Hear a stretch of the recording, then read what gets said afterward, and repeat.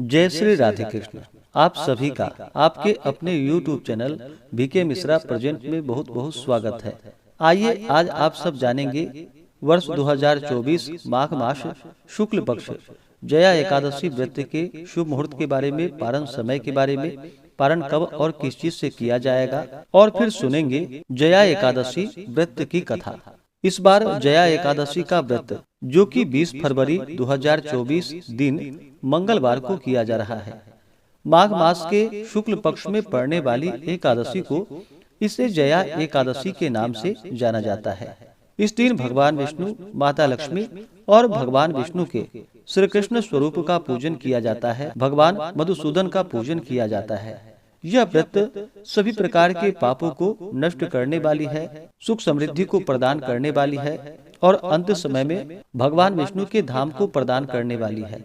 यह व्रत खास करके इस व्रत को धारण करने वाले उन्हें अकाल मृत्यु का भय नहीं होता तथा भूत, प्रेत, पिशाच आदि योनि भय से मुक्त हो जाते हैं और कुयोनि में जाने का भय नहीं होता है। एकादशी का व्रत जो कि प्रत्येक माह के कृष्ण पक्ष और शुक्ल पक्ष की एकादशी तिथि के दिन इस व्रत को धारण किया जाता है। इसे एकादशी या 11 व्रत के नाम से जाना जाता है। एकादशी का व्रत भगवान विष्णु, भगवान श्री कृष्ण को अति प्रिय होता है। तो आइए जानते हैं एकादशी व्रत शुभ मुहूर्त के बारे में, पारण समय के बारे में। इसके बाद फिर सुनेंगे जया एकादशी व्रत की कथा। एकादशी तिथि प्रारंभ समय जो कि 19 फरवरी 2024 दिन सोमवार सुबह 8:51 और एकादशी तिथि की जो समाप्ति है वह 20 फरवरी 2024 दिन मंगलवार को सुबह 9:57 पे। तो सूर्योदय व्यापनी के अनुसार 20 फरवरी को सभी व्रत को धारण करेंगे और 19 फरवरी को एकादशी व्रत नियम का पालन करेंगे और इस व्रत का पारण जो कि 21 फरवरी को किया जाएगा। एकादशी व्रत का पारण जो कि हरिवासर में नहीं करनी चाहिए। हरिवासर का समय द्वादशी तिथि का पहला चौथाई हिस्सा हरिवासर का होता है। तो द्वादशी तिथि की जो समाप्ति है वह 21 फरवरी 2024 दिन बुधवार को सुबह 11:29 पे द्वादशी तिथि की समाप्ति है। व्रत का पारण जो कि 21 फरवरी बुधवार के दिन सुबह 6:55 से सुबह 9:11 तक व्रत का सभी पारण करेंगे। जया एकादशी व्रत का पारण जो कि गो दुग्धेन पारणम यानी कि गाय के दूध से व्रत का पारण है। यह संभव ना हो पाए तो आप तुलसी दल, जल या फल से व्रत का पारण करें। इस बार जया एकादशी तिथि के दिन जो कि त्रिपुष्कर योग बन रहा है, जो कि दोपहर 12:13 से शुरू होकर के अगले दिन सुबह 6:55 तक होगा और रवि योग भी बन रहा है जो कि सुबह 6:56 से दोपहर 12:13 तक होगा। इन योगों में जो कि पूजन आदि का कार्य करना, दान, जप, तप आदि का कार्य करने का जो कि बड़ा ही विशेष महत्व माना गया है और यह पुण्यफलदायी माना गया है। नक्षत्र जो कि 20 फरवरी को आद्रा नक्षत्र होगा दोपहर 12:13 तक, उसके बाद पुनर्वसु नक्षत्र। एकादशी तिथि के दिन राहु काल का जो समय है दोपहर 3:03 से शाम 4:28 तक और 21 फरवरी को दोपहर 12:11 से दोपहर 1:38 तक होगा। राहु काल समय के दौरान कोई भी शुभ कार्य या नया कार्य नहीं करना चाहिए, इस बात का ध्यान रखें। एकादशी तिथि के दिन ब्रह्म मुहूर्त का जो समय है वह समय सुबह 5:14 से सुबह 6:05 तक होगा। सूर्योदय का समय सुबह 6:29 और सूर्यास्त शाम 5:54 होगा। तो आइए अब सुनते हैं माघ मास शुक्ल पक्ष जया एकादशी व्रत की कथा। अगर आप एकादशी व्रत के उपलक्ष्य में ब्राह्मण दक्षिणा, अन्नदान, वस्त्रदान आदि के लिए देना चाहते हो तो आप अपने श्रद्धा और सामर्थ्य के अनुसार हमें डिस्क्रिप्शन में जाकर के वहां से गूगल पे, फोन पे या अकाउंट नंबर के माध्यम से आप अपने श्रद्धा और सामर्थ्य के अनुसार हमें ब्राह्मण दक्षिणा प्रदान कर सकते हैं। इसी प्रकार से ज्ञानवर्धक जानकारियाँ प्राप्त करते रहने के लिए, व्रत पूजा के बारे में जानने के लिए, कथा को सुनने के लिए चैनल पे अगर आप पहली बार आए हैं तो चैनल को लाल बटन दबा करके सब्सक्राइब करें, साथ में बेल आइकन घंटी को दबाएं ताकि आने वाली वीडियो का नोटिफिकेशन आपको समय से मिलता रहे। वीडियो को लाइक करें, कमेंट में भगवान विष्णु की जय जरूर लिखें। तो आइए सुनते हैं जया एकादशी व्रत की कथा। तो बोलिए प्रेम से भगवान विष्णु की जय, माता लक्ष्मी की जय, भगवान श्री कृष्ण की जय, एकादशी माता की जय, सर्वदेवी देवता की जय। एक समय की बात है, एक बार पांडु नंदन भगवान श्री कृष्ण से हाथ जोड़कर नम्रता पूर्वक बोले कि हे नाथ, अब आप कृपा कर मुझसे माघ मास शुक्ल पक्ष की एकादशी का वर्णन कीजिए और उस व्रत के करने से क्या पुण्य फल होता है सो आप मुझसे कहिए। भगवान श्री कृष्ण ने कहा कि हे राजन, इस एकादशी का नाम जया है और यह अक्षय फल को देने वाली है। इसका व्रत करने वाला ब्रह्म हत्या से मुक्त हो जाता है और अंत काल में उसे काम और मोक्ष की प्राप्ति होती है। इस व्रत द्वारा मनुष्य कुयोनि से छूट जाते हैं। अब हम तुमसे इसकी एक पौराणिक कथा जो कि पद्म पुराण में लिखी है सो कहते हैं, सो तुम ध्यान पूर्वक सुनो। एक बार देवराज इंद्र अपनी नगरी में अत्यंत ऐश्वर्य पूर्वक राज्य कर रहे थे। वहाँ के देवता सोमपान के प्रताप से हिष्ट पुष्ट एवं सौंदर्य की खान बन रहे थे। अप्सराओं से युक्त पारिजात पुष्प से सुशोभित नंदन कानन में क्रीड़ा कर रहे थे। महाराज इंद्र ऐश्वर्य से परिपूर्ण अप्सराओं और गंधर्वों के साथ नाच और गान में उन्मत्त हो रहे थे। गंधर्व गान कर रहे थे, अप्सराएं नाच रही थी। गंधर्वों में अत्यंत विख्यात पुष्प दंत, उनके पुत्र चित्रसेन की स्त्री मालिनी का पुत्र माल्यवान, जो अत्यंत सुंदर और स्वरूपवान था, और इत्यादि इत्यादि भी उपस्थित थे। माल्यवान के अत्यंत सुंदर स्वरूप का अवलोकन कर पुष्पवती नामक एक अत्यंत रूपवती गंधर्व कन्या कामदेव की पीड़ा से व्यथित हो उठी और अपने सुंदर स्वरूप और हाव भाव एवं दिव्य कटाक्षों से माल्यवान के हृदय को व्यथित एवं कामाशक्त कर दिया। पुष्पवती की सुंदरता निस्संदेह ही विलक्षण थी, जिसके बहुपाश निस्संदेह ही कामपाश को भी लज्जित कर रहे थे। मुख चंद्रमा के समान प्रकाशमान, नेत्र बड़े बड़े और कान तक फैले हुए थे। कानों की कुंडल अनुपम शोभा का प्रदर्शन कर रहे थे।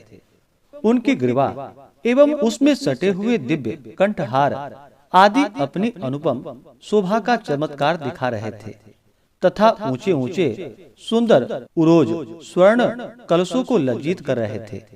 उधर अत्यंत ही सूक्ष्म तथा कटी प्रदेश मुष्टि में था। नितंब ऊंचे विस्तीर्ण सुंदर जघन स्थल एवं लाल कमलों को लज्जित करने वाले चरण इत्यादि माल्यवान के नेत्रों में चकाचौंध पैदा कर रहे थे। यद्यपि ये दोनों ही प्रेमी एक दूसरे पर अत्यंत ही अनुरक्त हो रहे थे, तथापि भयवश इंद्र को प्रसन्न करने के लिए बाध्य थे। अस्तु अन्य गंधर्वों और अप्सराओं के साथ मिलकर कार्य आरंभ किया, परंतु काम के वशीभूत होने के कारण इनका नृत्य एवं गान सम्यक नहीं उतर रहा था। इनकी चेष्टाओं एवं हाव भाव भंगिमा से चतुर देवराज इंद्र पर इनका अनुराग तत्काल ही प्रकट हो गया। इंद्र ने इसको अपना अपमान समझा और उन पर क्रोधित होकर उन्हें दारुण श्राप दे डाला। इंद्र ने कहा, मेरी आज्ञा को भंग करने वाले पापात्मा मूर्खों, तुम दोनों ही पिशाच हो जाओ और मृत्युलोक में जाकर अपनी अपनी करनी का फल भोगो। इस प्रकार श्राप सुनकर दोनों ही दुखी हुए, परंतु अब क्या हो सकता था। दोनों ही हिमालय पर पिशाच हो अपना काल यापन करने लगे। इस दुख में पड़कर वे अत्यंत ही व्याकुल और चिंतित हो उठे। उन्हें क्षण मात्र को भी निद्रा नहीं आती थी। शीत और उष्ण के प्रभाव में पड़कर वे नाना प्रकार के कष्टों को भोगते और अपने अपने भाग्य को कोस रहे थे। इस प्रकार अनेकों चिंताओं से व्याकुल हो वे अपने इस भयंकर जीवन से उब गए। एक दिन उन लोगों को खाने के लिए कुछ भी नहीं मिला और वे दोनों ही दिन भर भूखे ही रह गए। रात को चिंता एवं शीत के कारण उन्हें नींद भी नहीं आई। दैव योग से वह जया एकादशी का दिन था।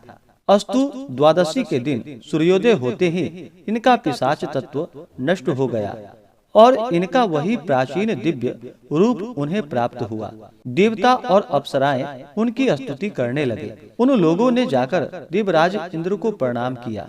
देवराज उनका दिव्य रूप देखकर आश्चर्यचकित हो गए और उनसे पूछा कि कहो, तुम्हारा पिशाच तत्व किस प्रकार नष्ट हुआ है। माल्यवान ने हाथ जोड़कर निवेदन किया कि हे प्रभु, यह जया नामक एकादशी के अनजाने व्रत करने का पुण्य फल है। उनकी ऐसी वाणी को सुनकर देवराज इंद्र ने कहा, भगवान विष्णु की भक्ति एवं जया के अनुग्रह से तुम्हारा पिशाच तत्व नष्ट हो गया और अब तुम देवताओं से भी वंदना के योग्य हो गए हो। अस्तु, अब तुम दोनों आनंद पूर्वक देवलोक में आनंद करो। हे राजन, देखो कैसा प्रभाव दिखाया इस जया एकादशी व्रत के पुण्य फल ने। इसलिए इस जया एकादशी व्रत को अवश्य ही करनी चाहिए, क्योंकि यह व्रत अनेकों अनुपम फलों को देने वाला है। भक्ति पूर्वक जया का व्रत करने वाला निस्संदेह 100 वर्ष पर्यंत स्वर्ग में निवास करता है। तो बोलिए प्रेम से भगवान विष्णु की जय, माता लक्ष्मी की जय, एकादशी माता की जय, भगवान श्री कृष्ण की जय, सर्वदेवी देवता की जय। इसी प्रकार से जो भी भक्त सच्ची श्रद्धा के साथ, नियम और निष्ठा के साथ जया एकादशी का व्रत करते हैं, भगवान विष्णु भगवान श्री कृष्ण का पूजन करते हैं, कथा श्रवण करते हैं, इस व्रत के प्रभाव से उनके सभी प्रकार के पापों का नाश होता है। और जब व्यक्ति के पापों का नाश होता है तभी उनके पुण्य फल उदित हो पाते हैं। उसके बाद सांसारिक सुखों की प्राप्ति हो पाती है। जो भी भक्त एकादशी का व्रत धारण करने वाले हैं, उन्हें व्रत के लिए, जो कि दशमी के दिन से ही व्रत में नियमों का पालन करना चाहिए।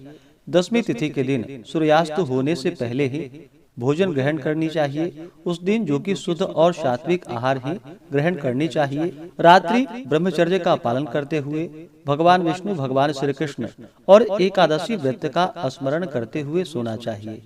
एकादशी की सुबह ब्रह्म मुहूर्त में उठ करके नित्य क्रियाओं से निवृत्त होकर के गंगा नदी में या घर के नहाने के पानी में थोड़ा सा गंगा जल मिला करके स्नान करना चाहिए।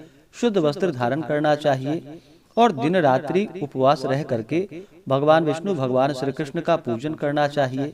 जो उपवास नहीं रह पाते हैं, जिनका स्वास्थ्य सही ना हो, तो एक समय फलाहार ग्रहण करे और फिर एकादशी की रात्रि जागरण करते हुए समय को व्यतीत करना चाहिए। और द्वादशी के दिन सुबह उठ करके स्नान करके शुद्ध वस्त्र धारण करके भगवान का पूजन और आरती कर लेनी चाहिए। इसके बाद ब्राह्मणों को भोजन करवाना चाहिए, ब्राह्मणों को दान दक्षिणा देनी चाहिए और फिर समय के अनुसार व्रत का पारण करना चाहिए। जया एकादशी के व्रत में इस दिन भगवान को जो कि गुड़ और तिल मिश्रित भोग अवश्य ही लगानी चाहिए। ऋतु फल आदि का भोग लगाना चाहिए। दूध से बने हुए वस्तुओं का भोग लगाना चाहिए। इससे भगवान विष्णु अपने भक्तों पर अति प्रसन्न होते हैं। अगर आप विशेष प्रकार से जया एकादशी व्रत के बारे में जानना चाहते हो तो अलग से वीडियो पूजन विधि के बारे में, संपूर्ण नियमों के बारे में अपलोड है। आप वहां से जानकारियां को प्राप्त कर सकते हैं। तो आशा करता हूँ यह जानकारी आपको अच्छा लगा हो। इसी प्रकार से व्रत पूजा के बारे में जानने के लिए, कथा को सुनने के लिए चैनल पे अगर आप पहली बार आए हैं तो चैनल को लाल बटन दबा करके सब्सक्राइब करें, साथ में बेल आइकन घंटी को दबाएं ताकि आने वाली वीडियो का नोटिफिकेशन आपको समय से मिलता रहे। वीडियो को लाइक करें, शेयर करें। सुखी रहें और स्वस्थ रहें। आप सभी भक्तों पर भगवान विष्णु का कृपा सदैव बना रहे। मिलते हैं फिर अगले वीडियो में। जय श्री राधे कृष्ण। धन्यवाद।